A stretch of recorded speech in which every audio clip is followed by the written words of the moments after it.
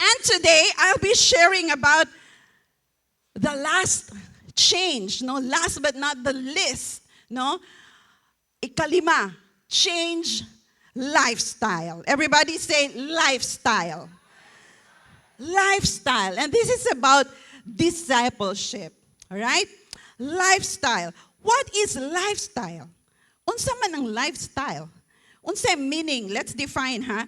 According to American Psychological Association, APA, lifestyle is the typical way of life or manner of living that is characteristic of an individual or group as expressed by behaviors, attitudes, interests, and other factors.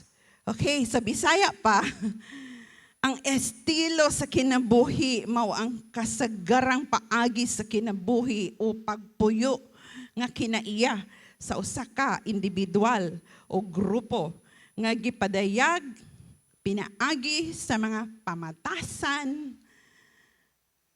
tinamdan, grabe kalalom, mga hilig o uban pang mga hinungdan. Nakasabot baka si Red. So, mo na pasabot sa lifestyle. Right? Ako ginanggi tanaw ba, unsa ba gyud? Nabay difference sa lifestyle o sa hilig or habit or what? Lifestyle is a way of life. Estilo sa kinabuhi or mga pamaagi na to sa kinabuhi. Amen? All right. Now, let me ask you, what is your lifestyle? Before we continue, let's pray. Father God, thank you that today, Lord, you will speak to us. Holy Spirit, just come and touch our hearts, cause us to understand. And Lord, thank you that your spirit of love, peace, and joy and understanding, Lord, is now upon us. In Jesus' name, amen. Again, what is your lifestyle? Because I'm sure each one of us, no, kada usa sa atoa naatay lain-laing lifestyle. Amen? Tama ba? Each one of us has different lifestyle. Na ay good nga lifestyle, napoy dili good. So opposite sa good is bad. Na bad nga lifestyle. Nangutana ko ni JB, tagayad ako ning example be sa kanang lifestyle nga basta lifestyle. Ang iyahang nalitok murag dili good nga lifestyle. So, yon unya padayon nato na kanabitang lifestyle nato nga dili na ka maghuna-huna nga buhaton. Na ay lifestyle nato nga dili na siya intentional. But ginahimo na. Mo na atong ginahimo kada adlaw. Tama? Murabag natin ma-observe nga tao nga, hala, nga naman na siya, nga nung ing-ana, gina siya, no? Ang atong itubag, mo ginayang lifestyle. Mo ginayang habit. Alright? So, it's no longer hard for you to do it because it's automatic, no? Nga buhaton na lang. Mananglitan, kanang pagpanutbras every kaon, after kaon. Matawag ba na siyang lifestyle? Matawag ba na siyang habit? Ha? Even ba? Pero naapoy tao nga ang lifestyle niya. Can afford gid siya nga di manutbras for the whole week. Na may kaila na. Ka-remember ko sa story ni Pastor Blair yan. Naay magka-amigo ba? Uy! Bay! Pareho lagi tagsudan kanina. Sinabawan to nga kamunggay. Ingon na yung barkada. Ay! Last week pa ni Bay. So, lifestyle niya, pwede ra, afford kaya niya, di manutbras. Kaya ba na to? Inadim tapad, hello. Now, mo ang iyahang habit, good or bad? It's so bad because, cleanliness is next to godliness. Dapat every after kaon, brush your teeth. Gitudloan gina ni Fina si Iggy. Asa na tong Iggy? No? Mag-brush gid siya sa iyang teeth. That's why nice kay siya teeth. Of course, no, kana dili na gid kanaganing di na dapat ipangutana, manutbras ba ko o dili. Kani pong pagkaon, kanang eating habits na to, no? Nabay galisod diri og kaon? Galisod ba mo og kaon? Wala si galisod, no? Ako galisod. Gawas lang kung muanda ng sakit sa akong throat. Gawas lang kung naay something sa imong tutunlan.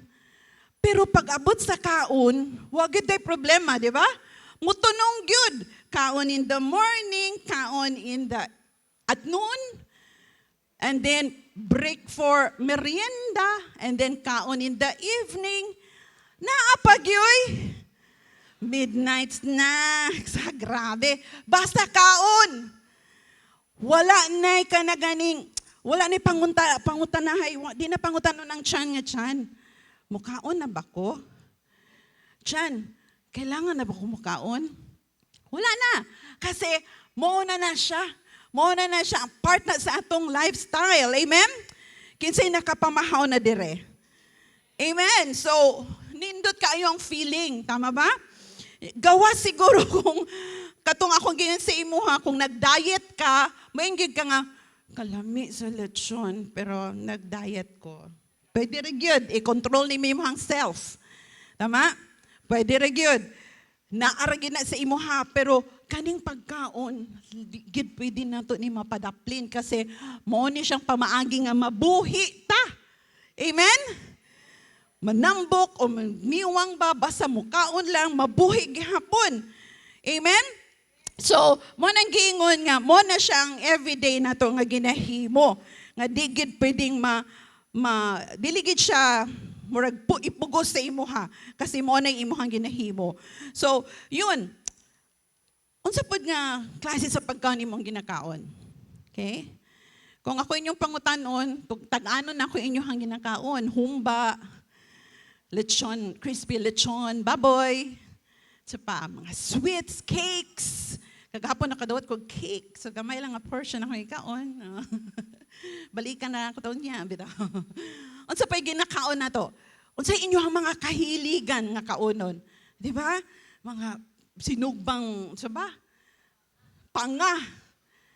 Yun. Pero mas lamig yun mukaon og mga tamis, no?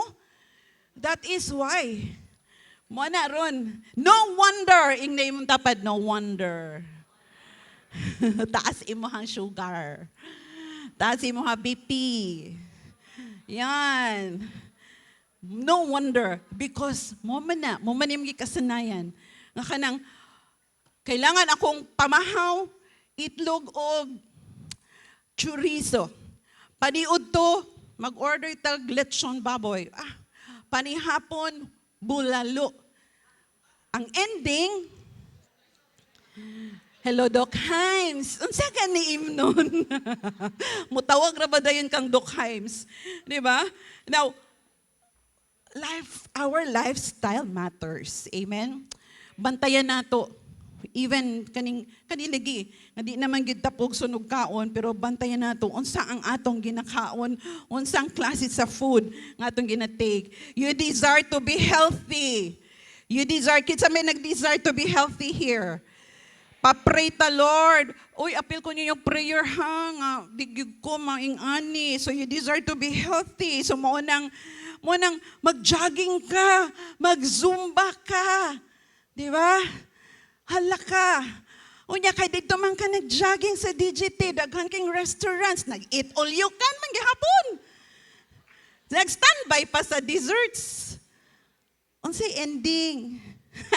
Iyong panipipisi, ambot lang, lamig gid kaayo, tama gid na nga pag ano, di ba? Grabe gid ka healthy ang lifestyle. Again, let me say, your lifestyle matters. Amen? There are so many habits and lifestyle that we need to change. We have to change the way we live if wala nakahatag og kaayo sa atong kinabuhi. Amen? Now, this new lifestyle, ayaw lang pud ka-condemn hangaw, ha?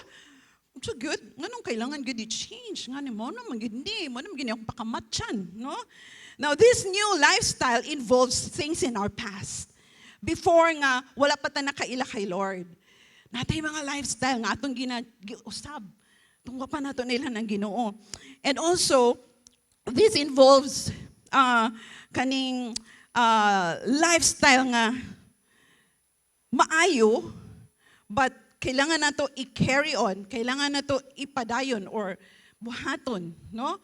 So, naay mga lifestyles nga kailangan nato dalhon or himuon permanente. Alright?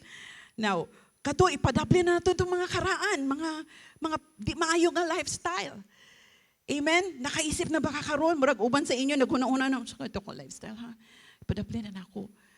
Unsa kaya ang dapat buhaton? So we should be serious about our lifestyle because God is serious in bringing change in our lives. Amen? God is serious in bringing change in our lives. Si Lord lang yun ang makausab sa imuha. Dili ako, dili si Pastor Blair, bisag kung saan pa na mo dili share sa inyong life group, ang Ginoo ra gyud ang makapa-change sa imuhang kinabuhi. Amen? We should be serious about it. So, kung sa una, palahubog ta, apil na ko. Kung sa una palahubog ta, bisyoso ta, palahubog, pero meron ta uli nga maoy, karon dili na, ing naimo ang sarili, dili na. Amen, sa mga palahubog sa una. Sa una to. Safe kayong uban ba? Amen. But today, kay gi-change naman ni imong lifestyle. Ephesians 5:18, it says, "Do not get drunk on wine, which leads to debauchery. Instead, be filled with the Holy Spirit." Amen. Kung naamay mahubog, dapat mahubog sa presensya sa Ginoo. Naka-experience na mo nga nahubog mo sa presensya sa Ginoo? Ha? Nga kalayo, walay makapugong sa imuha. Di ba? Napoy suka, deliverance na to. Anyway, so there are so many habits and lifestyle that we need to discipline ourselves. That is what discipleship is all about. Munang gingon nga, change lifestyle, oh, this is about discipleship. So, para ka nato nga mga Kristohanon, para mutubo ta spiritually, para mutubo ta, mulambot ta, grow ta spiritually, na mga spiritual habits or mga habits nga atong himuon gyud. Ang uban nagahimo na niini. Ang uban mingon siya, kabalo na ko ana, next na, I know na that. No. Yes, kahibalo na ka, pero gihimo ba nimo? Gihimo ba nato? Gamay ra gyud ay. Pwede gyud nga kahibalo na tang tanan unsang maayo nga lifestyle. Ang pangutana lang kung gihimo ba nato. Kinsay gusto og change lifestyle. Nag-desire ka, change lifestyle. Amen. Let's read Acts 5:42. And every day, the temple from house to house, in the temple, from house to house, they continued to teach and preach this message. A message is Jesus is the Messiah. Mo ni siya, kung akong Tagalog overview, mo ni siya ang lifestyle sa mga early Christians before. No? Mo ni ang lifestyle nila. They grow in the Lord bisag unsa kalisod ang ilahang pagkinabuhi. Sa una, pag mahibalaan ka nga Kristiyano ka, pwede kang patsyon. Pwede kang ikulong. Muna sila, tungod sa ka-firm sa ilang pagtuod kay Lord, tungod sa ilang pagsalig sa Ginoo, nagpadayon gihapon sila. They continued to teach, to preach. That's why, primero, 100 in the record, 120 lang ni sila habuok, mga disciples. But actually, pagkonsad sa balang spirito, tungod kay nagpadayon sila, firm sila sa ilang pagtuo kay Lord, ningabot sila 3,000. Pwede ba na mahitabo sa ato, Pila lang man ta diri, no? Siguro mga 200 something, 200 plus, 300. Pwede gitang mo, increase pa, kung magpadayon o teach and preach. Ako na siyang unya explain. Kita diri sa church, daghan naman gyud ta, no? Sa una pa man gyud ta, no? Pila na ta ka years. Daghan naman nag-join last year, pila to ka buok nag-join sa atong retreat. So weekend retreat. Asa na ang uban? Nagpadayon ba sila? Amen. Ang mga nagpadayon, taas kamot. Hangtod karon niya pa sila. Praise the Lord. Nakasmile pa si Ate Vilma. Padayon gihapon. Please be reminded that you cannot reach your good destination. Si Lord naman gi-prepare nga destiny for us. You cannot proceed or you cannot reach your good destination if you will stop. Ayaw papildi sa mga kalisdanan sa kinabuhi. Muundang nako, undang nako anang life group, kagasto. Muundang nako anang apil og regional conference, ka 500 ba sa registration, Muundang nako. Muundang nako sabayan ng ilahang grupo, muundang nako kay. Basta lang. Wala ni continue mo nang asa nakakaron. Pwede gyud nawala ka because daghang kayo ka reklamo. So please be reminded. Ang gusto sa Ginoo nga kita magpadayon og kinabuhi nga gitawag discipled Christians. Actually sa una in the Bible sa New Testament 2 words ang atong makita, Christians and disciples. Twice lang na-mention ang word Christian.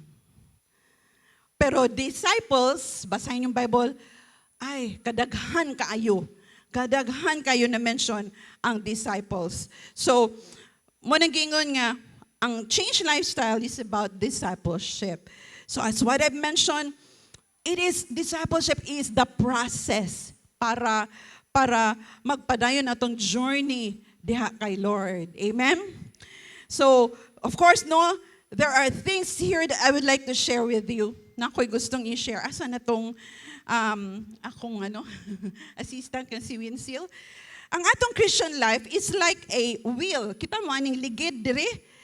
Murag atong Christian life murag ligid. Actually, kaniyong obedient Christian, dire ni siya sa taas and then in action. So, mo ni siya atong kinabuhi. Mura siya ligid. Diri sa tunga, ang hub, tawag na siya hub, mo na si Christ. Klaro ba sa likod? Klaro ba? Kanang ligid, dili na siya mutuyok, kay naay kulang diha. Kinsay mahilig diri ligid. Unsay kulang diha? Ha? Unsay kulang? Kinsay dinhi na mga sakyanan. Kung sa atong English, untay English ato JB? Spoke. Dili spoke. Tama. Spoke. All right? Now, ingana nga atong kinabuhi. Okay? Ang atong kinabuhi dapat na ay connection diha sa tunga. Kinsang nasa tunga? Si Christ. Si Jesus Christ must be the center in our life. Okay? Atong life na dapat si Jesus. And para magpadayon atong connection kay Jesus, or ang atong kinabuhi magpadayon connected kay Jesus, dapat butangan nato og kada adlaw ang atong prayer life. Unsay gingon diha sa verse? Every day and every day. Every day. Kinsay naga-devotional dire? Ang worship team or ang uban ang hakot team, every Saturday namin discipleship. So, automatic gid na sa mga nag-devo, ihatag na nila ilang devotional notebook sa ako. Kaya ako man na gina-check. Required sila to submit. Take note, required. You know what? Because I want to teach them on how to stay closer and closer to the Lord and to know God more, deeper. Diha sa atong kinabuhi, no? Naadiha si Jesus nakasentro. Christ must be the center of our family. He must be the center of our relationship. He must be the center of our business. Sa atong pagskwela, dapat sentro si Lord. Munang every day, dapat naatay time is spent kay Lord. Kaning ligid, dili ni siya motuyok. Of course, kung wala ning spoke or rayos ba in Bisaya? Prayer life na to, importante. Ang atong pag-spend time with the Lord, importante kayo. Amen ba? Kumusta na ang iyong prayer life? Okay pa ba? How often you talk to God? Pagkabuntag ba? Napabakay, good morning, Jesus. Good morning, Lord. Good evening. Na-remember na ko tong story ni Tatay Hurley na ay usa ka person, Kristiyano ba? Yang gisulat daan yang morning prayer. Yan na po siya, evening prayer. So ang yang kibuhat, morning prayer, yun ang pilit sa wall. Huwag ang evening prayer. So one day, nagdali-dali na siya, kay dugay siya nakamata. Ma-late na siya sa trabaho. Iyan pa niya nga, Lord, nakadikit na ng akong morning prayer, basahan na lang. Kay ma-late na ako, palihog na ako basa, Lord. Gisugong Ginoo. O sa dihang, ni uli, napod siya, late, gikapoy na siya, katugon na siya, Lord. Gipilit na ako kung evening prayer, basahan na lang, please. Pastilan. Why disiplina? Ingana ba ta? Ay, hilom. Murag nagi problema pag-abot sa daily devotion. Prayer life or daily devotion, this is how we continue to follow Christ. Every day. Everybody say every day. Ang Christian life is every day. Dili lang Sunday. Dili lang Sunday makabasag Bible. Dili lang Sunday, no? Dili lang Sunday mag-pray. So, kumustahin mong self. You know what? Mark 1:35, Jesus retreats to a quiet place. Si Lord nag-isolate sa iyong sarili. Very early in the morning. Basahan na sa Mark 1:35. No, wala ko na nabutang. Isolated himself early in the morning to pray. Very early, dili lang early, but very early in the morning. Sayo pa sa kabuntagon, si Lord nag-ampo. Kita, hayag na kaayo, pero naghagok pa. Onya, na ay online prayer, 6 a.m. Di 6 a.m. na, kay para di kayo kadlawon. Pero asa na ang uban?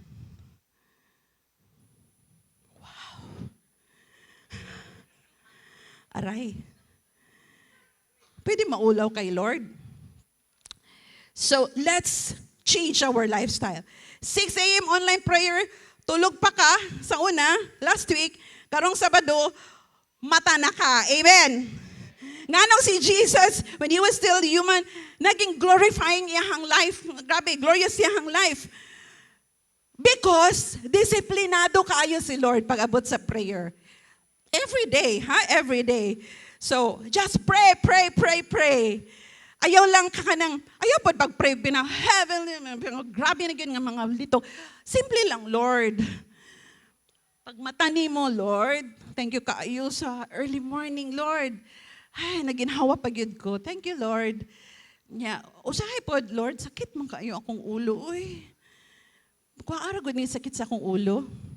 Lord, dagay na ko electric fan, kaya mag-iigang na ko dire.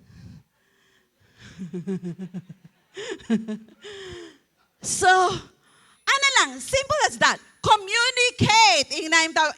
Communicate. Ang problema bitaw sa mag-asawa, communication. Pag dili klaro ang communication, di man lang maka-good morning si husband, masapot na din si wife. Kasi wala na communicate, labi nagmagsigig cellphone si husband. Hi! Naay problema. So naatay problema kung di ta maka-communicate kay Lord. Amen? Magka-problema ang kinabuhi kung di ta mag-communicate. Digid na makalihok atong ligid, atong life kung wala tay time What tay time kay Lord? Pray and read the Bible every day. Kinsa nay Bible. This is the Word of God. Mo ni dapat atong kaunon instead of lechon, humba. Sa atong spiritual life, sa atong kinabuhi, we need the Word of God. Read the Word of God. Naikanta sa Sunday school, read your Bible, pray every day, and you grow, and grow. So mo ni siya ang pamaagi nga mo grow ta. Eat the Word of God habitually. Ayaw kay sige kagkaon sa Facebook. Pila ka kauras mag-Facebook? TikTok. Dili man na siya mali. Pero kung kana na lang whole day, nagsige kag tanaw sa Reels, pila ba na ka Reels? Nakoy nakita sa Facebook mo, mulabay lang Reels. Unya kay giganahan kay gi-open nimo, 50 man na kabuok. So imong gihurot. Ang ending, nganong na-depress man ko? Nagtanaw man kag Reels nga walay pulos. Amen ba?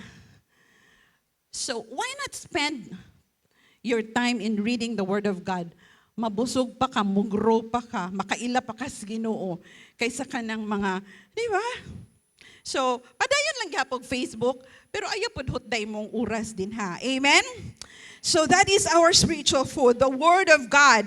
Psalm 119:105 reminds us of this truth. Your Word is a lamp for my feet, a light on my path. So, ingon pa ni Job 23:12, I have not departed from the commandment of his lips. I have treasured the words of his mouth more than my necessary food. Grabe. Sa kalisod sa kahimtang ni Job, mo ni hanggi sulti. Grabe. Wala gid niya na wala na palayo sa iya ang word of God. Bisan og lisod na kayong kinabuhi. Job declares his unwavering devotion to God amidst his suffering. So, himo ang essential. Essential ang Word of God. Amen? Essential. Non-negotiable yun ang kanang dili pagbasa sa Word of God. So, church, let us read our Bible. Bring our Bible every day. No? Instead sa uman pang mga books, read your Bible. Daghan kayo baligyang Bible. No? So, buy one. You can, right now, another one, all right, another one, church life. Ingon pa din ha, in the temple. So it's about the church. In the temple, dapat lifestyle na to po ang pag-attend sa church every Sunday. Every Sunday. Amen. Tanan mo sulti, amen. Kaning pag-attend niyo sa church, gikalipay kayo ni sa Ginoo. This is your home. This is your family. Better is one day in your house than 1,000 elsewhere. Ingan pa sa song or sa verse. We come here together to gather together and to celebrate the goodness of the Lord. Morning gibutang ta ni Lord dire sa church. Amen. Gibutang ta diri, so pasalamat kita sa Ginoo nga gidala ta diri ni Lord. Naatay church, naatay balay nga pwede natong tapukan to celebrate the goodness of the Lord. So church life, okay? Church life, part na sa imuhang lifestyle. Every Sunday ayaw gyud ibailo ang Sunday nimo. Pag ma-feel nimo, di ko ganahan mo simba, sukli ng imuhang way gana. Bangon og ilis og anhi sa church. Amen. Kinsay mo balik karong Sunday? Okay, so mao ni ang giingon. The church is also called the body of Christ. So the moment you receive Jesus in your life, you don't just enter a religion or denomination, but you now belong to a spiritual family. Everybody say spiritual family. You become part of the body of Christ. Once part na ka sa body of Christ, mo ning ginaingon nga, magsuon na ta. Kinsay mo ingon nga, yes, ganahan ko na. Ganahan ba ka nimong tapad, ng tawag nimong igsuon? Mabito na ang tawag ni Sister Sheng, yung pa ni Doc Himes. Ay, magsuon na sila ba na kasama? Brother Himes, good morning. At saka may, good morning, Brother Blair. Natuan na. In this church, we're family. That's why, your home, your family. Here in this family of God, Naadiri ang pagsinabtanay, pag-inampuay, pagtinabangay. Amen? We come here to encourage one another. Dili kay mga wayta sa atong mga kauban. Reminder sa mga kaning different teams that we have. The bond servants, ushering team, marshals. Why banghagay dire? Why awayay? Because we're family. Amen ba? Na may mga pagbingkil-bingkil, pamaagi na po nga ma-sharpen or diba? Maayos po ang atong mga kasing-kasing, ma-check atong mga kasing-kasing. Ingon pa ni PPZ, in church, it is where we meet more manghoods. Ako, I meet more anak pagkadaghang nagnanay na ako. Nanay, che! Usahay na ako'y ginabadlong, ayaw ko tawagag nanay, kundi ka mo respeto na ako. O sige, pastora. Di ba? Pero nag-iuban mo, nanay, good. Okay, when you will call me nanay, dala na diha ang respeto. Honor your pastor, your leaders. Alright? So, impani PPZ, kanang daghan kay kag mamit nga mga kuya. Ang kuya nimo, nahimo na nimong father. Makakatawa ko, ano mo ba yung diba? Nganong naamahan naman nila ni si Kuya Ruro. Kinsa magyud inyong amahan? Si Pastor Blair o si Ruro? Alright. We meet here, mga ate. Dahan kayong ate, di ba? Taas ang mga ate, mga nanay, mga tatay, tito, tita, diri sa church. Hi, Tita Bing.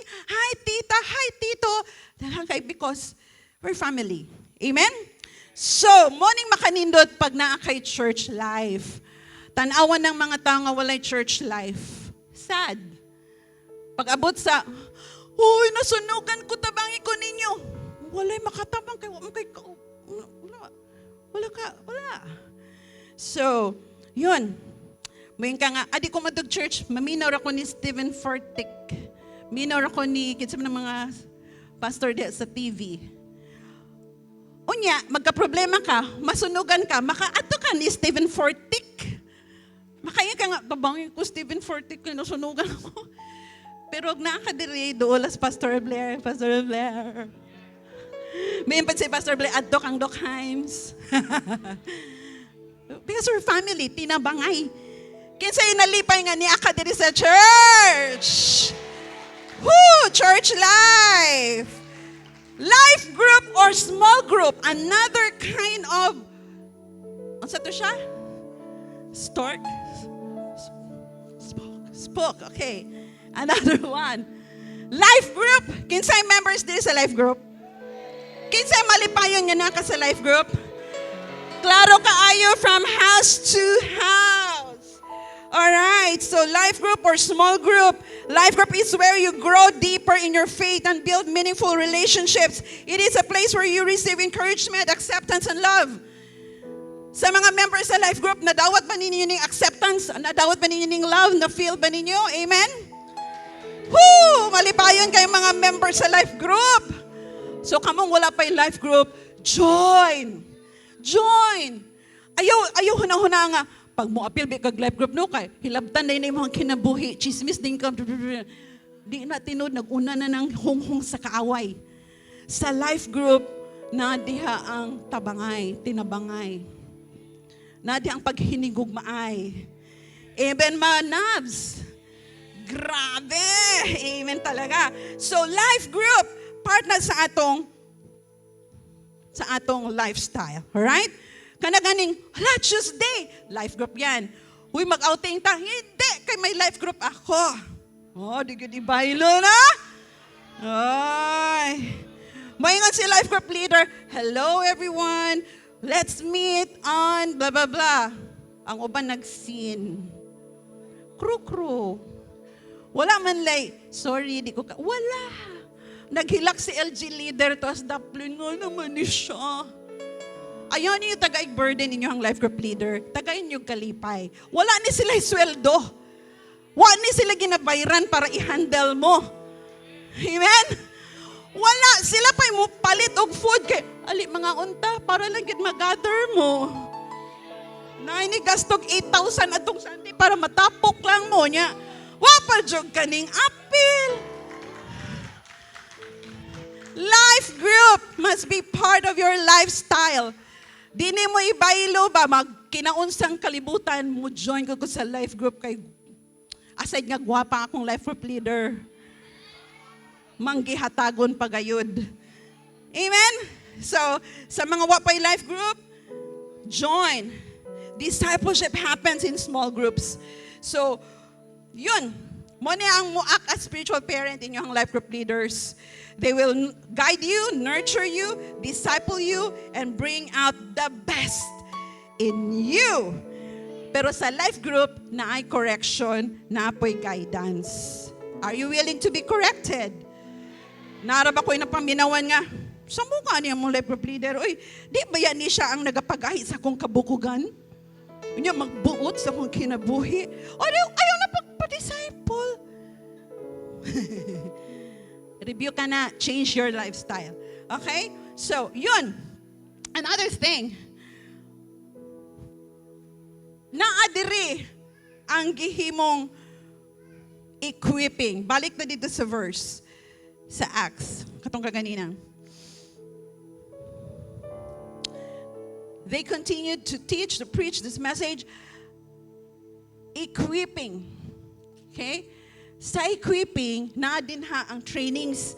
By the way, everyone, we have trainings. We have, ano sa to gani, mo nang invite mo mag-join o conferences, mentoring, and of course, ang atong life retreat, upcoming life retreat, I will invite you person. Ay, digid mo magmahay. Kasi nakapil na og retreat last year. Murag gamay, di man convincing. Nag-convince dibi ko diri, ha? Ayan ninyo i-miss o attend ang life retreat.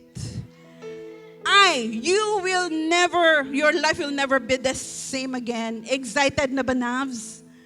Talaga si John, excited na. Dapat excited. Hapit na. I-announce na niya ni Pastor Bryle. Equipping. God wants or would like to use you to fulfill His purpose. Manang i-equip ta. Tudluan ta. Amen? Magpatudlo po ta. Amen ba? Because ang Ginoo gusto niya nga magamit ka niya ba? You are born to serve the Lord. So, for you to be equipped, join the trainings, conferences, pag na-announcement, apil na yun. Apil ba? Dangan kayong benefits pag abot sa equipping, as in, di ka magmahay. You will really grow in the Lord. Last, evangelism. Unsa may giingon diha sa verse, nganong na evangelism because they continued to preach. They continued to preach. Wa sila ni undang. That's why niabot sila 3,000. Kita, nag-decide pa nga mo apply ng ballroom B. Pila ba ang capacity? Oh, naranay. Pila ba ang capacity sa ballroom? Kung tibuok. Gusto ba nato na mahitabo? Dili lang para magpadaghan, but gusto nato i-fulfill ang purpose ni Lord. Ang gusto sa Ginoo is that everyone should come into repentance. Everyone should know Him. Everyone should have this free gift of salvation. Mo nang kitang tanan, mangimbita, mo share sa gospel, kanay man kinabuhi, tarungon lang pud nato. Ha? Kay para mahimong panalangin. Pag mo share ka that, main ka nga sa imong kauban or sa imong family that God is love. God is unsabay description ni Lord. God is love. God is forgiving. Onya kay dili man ka maayo mo pasaylo. So di gyapon ka makawin. So that's why we have to change our lives pod. No? When you change, everything changes. So if you are changed totally, your heart has changed. Imo kasing-kasing. Katubit ng gihimo ni Doc Himes nga ang mga kaligot-got, mga kapungot, gibutang na sa tilan sa cross, gihipos pag yun ni CJ. wala na to dapat. Dapat limpyo ng kasing-kasing. Amen? So that you can really preach the gospel, share the gospel, nga walay babag. And mahitabog yun ang gusto sa Ginoo, nga ang tanan makasulod diri, mag-worship sa iyaha, mailhan siya. Ako, nang imbitagyog ko, sugod pa May 3. Pero daghay mga kabilinggan ang akong gi-invite. Naisa nakaabot. Pero wala nakabalik. Pero wala gihapon ko ni surrender. I invited. Sige gihapon ko follow up. Hello. And today, naka-attend na gid sila. O dili lang siya. Appeal pa yung mga beautiful daughters. Right there. Asa si Mommy? My sister-in-law, si Mommy Jai, uguman niyang mga anak. Tuara sa likod, babe. Thank you, Mommy, for coming. Munang gingon, continue. Don't give up. Don't stop. Because people need the Lord. People need the Lord. They need God. Sa situation na to karon, we need the Lord. Everyone needs God. Amen? So mo nang keep on inviting. Share the gospel.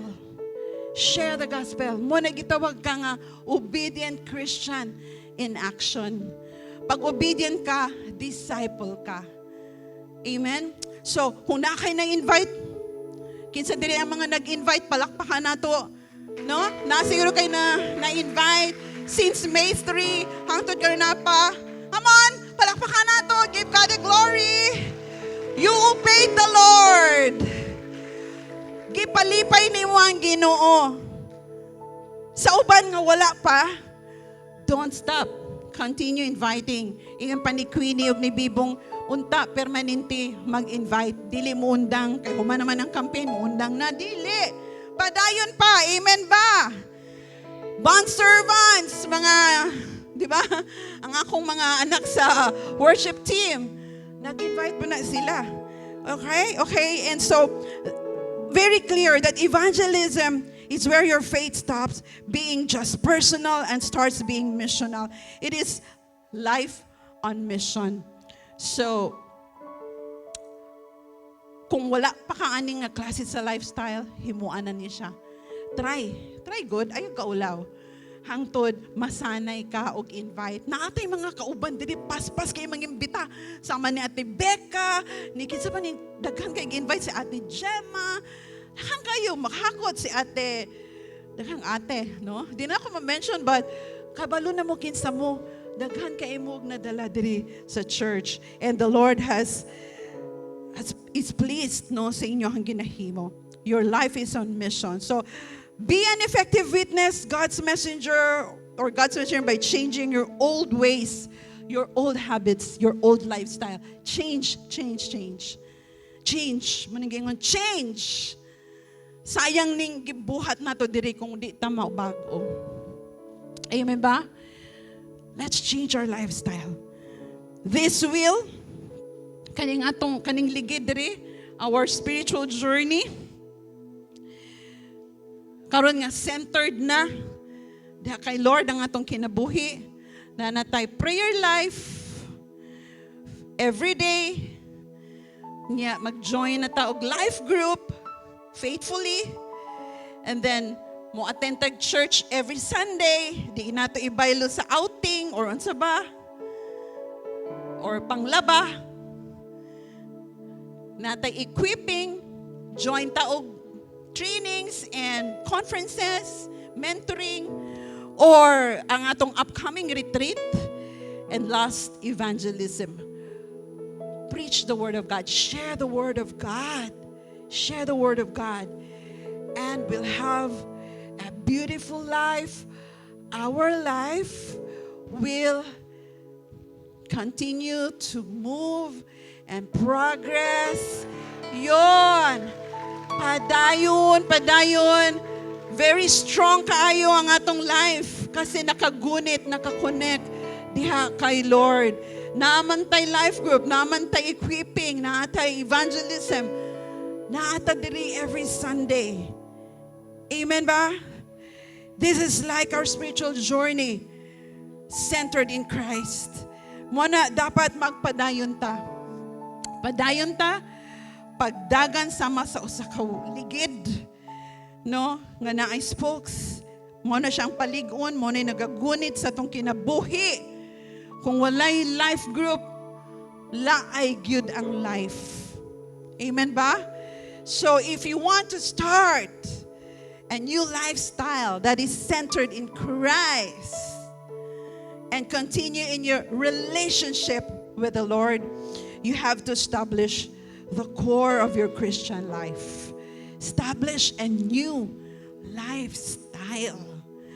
I know and I'm sure God is speaking to your heart right now. Na kay dapat usabon sa imong lifestyle. Gusto nimo i-glorify ang Ginoo sa imong kinabuhi. Change your lifestyle. Your prayer life. Change your prayer life. Ayaw tinapulan. Parehas kay Lord, disiplinado siya pag-abot sa iyang pag-ampo. Kung kapoy or naglisod kag bangon sa iyo sa kabuntagon, pwede man gihapon any time of the day basta naagid kay communication diya kay Lord. Para pag-abot kung na may problema, di ka basta-basta matumba because you are being strengthened by the Lord. Kay permi man nimo siya gina-communicate. Amen? Your church life where you walk with His people and life group where you grow in relationships and is taught to obey God. So, napa, itong atong equipping and evangelism, don't forget about this. Be obedient. Be discipled. Change your lifestyle. The wheel starts to roll and you are no longer stuck. You start walking with God. Amen. Start walking with God. If this is your first time to attend in this church, we are here to help you grow spiritually. We're here to help you walk with God. We are not perfect. Dili me perfect, but we are here to help you by the grace of God. We want you to grow spiritually. We want you to know God more deeper. So keep on coming. Keep on coming. Attend. Ayaw kaulaw. Mo na ka nga, lahi man na mo religion. Okay lang. Everybody is welcome in this church. This church, the word for everyone. The word of God is for everyone. So everyone is welcome here. You are welcome here. So, balik ka sunod Domingo. Amen? Nga change na imong lifestyle. Amen? So, daghang kay tag dapat usabon.